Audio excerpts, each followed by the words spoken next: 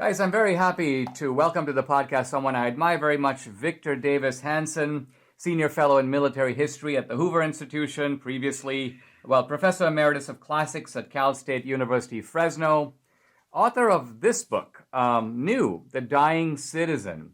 I've been reading it. It's very provocative, very, very good stuff. And Victor, welcome to the podcast. You were just saying to me a minute ago that your book came out this month. It was right at the top of the charts on Amazon, and then what happened? Yeah, it came out, Dinesh, about 10 days ago. It came out 2 to 3, and I did 10 media events, and then the next day it was, again, ranging between 3 and 2 on their Amazon charts. And then suddenly a little banner came on, it said out of stock. And the publisher said this is impossible, that they have 30,000 copies. No book can sell, 30,000 copies. Maybe the Bible can. And then that persisted for about 11 days, 12 days. And then suddenly, maybe 3 days ago, after all the media was done and everything, then it suddenly said ships in 6 or 7 days, 1 day, or 2 or 3 days. So no one can figure out why that one book, if it were supply problems that we hear about in the media, was the only book in the top 20 to be essentially rendered inert for about 10 days. Well, I should mention to you, Victor, we released the movie Trump Card late last year, and just the weeks leading up to the election, and the identical thing happened. Amazon declared that they were out of stock, even though they had plenty of stock. As far as we knew, there were plenty of orders. So if this were just a single case by itself, it might be an anomaly, but I smell a rat and I detect a pattern here. Yeah. It's just pathetic. I think I didn't know this because I'm even though I've written a lot of books, I've never had this happen. And apparently you do not get credit for a book purchased, even though it's purchased and ordered, until it's actually shipped. And so when you stop the shipment, then you stop ratings. And I think it's a way of suppressing momentum. So your ratings go way down and it looks like nobody's buying it, or people go to the website and they can't get it. So they said, I don't want to wait 10 days or whatever, or it's out of stock. And then even the people who do buy it, the author's not given credit for it until it actually ships out. So we both know as authors that 2 to 3 weeks when a book is out, that's when you establish the momentum for the book. And if you don't do it then, it's really hard to do it later. So it's a window of opportunity.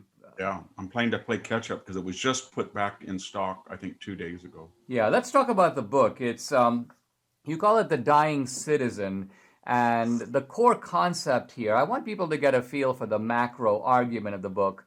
It's rooted on this concept of citizenship. So maybe start by telling us, what's the distinction between a citizen and someone who just lives someplace? What makes you a citizen? Yes. Well, historically and both contemporarily, we're not subjects, we're not slaves, we're not serfs, we're citizens, we're not residents, we're not tribal members. And that means that we have the power in a constitutional sense or legal sense to elect our own representatives, to run for office, to audit and censor and make them accountable. Our government officials to determine revenues and income and expenditures, when to go to war, when not to. So we have the reins of government in our own hands. But that depends on us being self-sufficient, independent. We're not going to be dependent like the poor and look toward government in a quid pro quo fashion, that we get subsidies and then we pledge fealty. Nor are we going to be the rich that inevitably use their vast wealth or influence to sort of leverage government in their own interests. So the middle class was seen in classical times as the origins of the constitutional system and kind of the watchdog of the rich and poor. And of course, we don't talk like that because the poor are romanticized and the rich are demonized. But the middle class, you cannot have a consensual system unless the middle class is the largest of the three classes and the most empowered. You said something very interesting, which is that if somebody is a member of the, let's call it the entitled class, the persons who receive benefits from the government and subsist off of those benefits, I think what you're saying is that they're not full citizens in a sense because they are obliged in the same way that the feudal serf was obliged to the lord to look after him. And so he had to go to the Lord to get permission for everything he did. How can one be independent in the full sense of the term if your livelihood is coming and your health care and your food is all coming from a source that you become beholden to? And you could really see that in California, Dinesh, where I'm speaking from today. And we have all of these liberal and conservative writers, and they use the word medieval or feudal or clerisy to talk about the wealthy, because we have about 8 to 9 million people, the middle class, who left.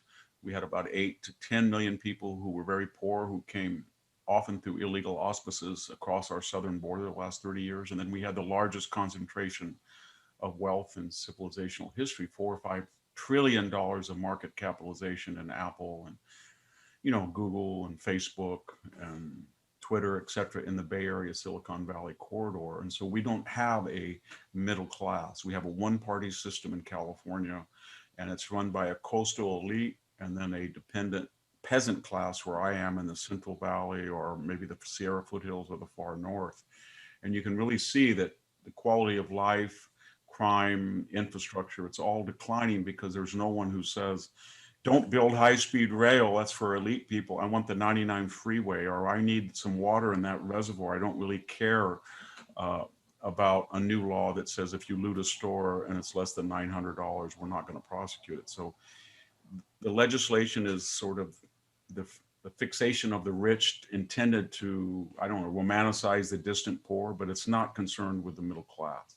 Is one of the things you're saying that California is the left's model for all of America? Yeah, no, that's absolutely true. Remember, Michael Bloomberg in his aborted campaign said just that. California is where we want to go. He admired it. And Gavin Newsom said during the quarantine, this is the place where we're going to have a chance for a new progressive capitalism during the quarantine, sort of a never waste a crisis. And everybody looks at this on the left is where we want to go, whereas most people in the country say this is a unique tragedy where they have the highest basket of gasoline income, sales, taxes, and then they have the worst services, almost as if the more you feed this government animal, the less concerned it is about people. It exists for itself. So it's a very strange disconnect that it's a dysfunctional state, and yet the left knows that it's dysfunctional because half of the people in California, and especially the Bay Area,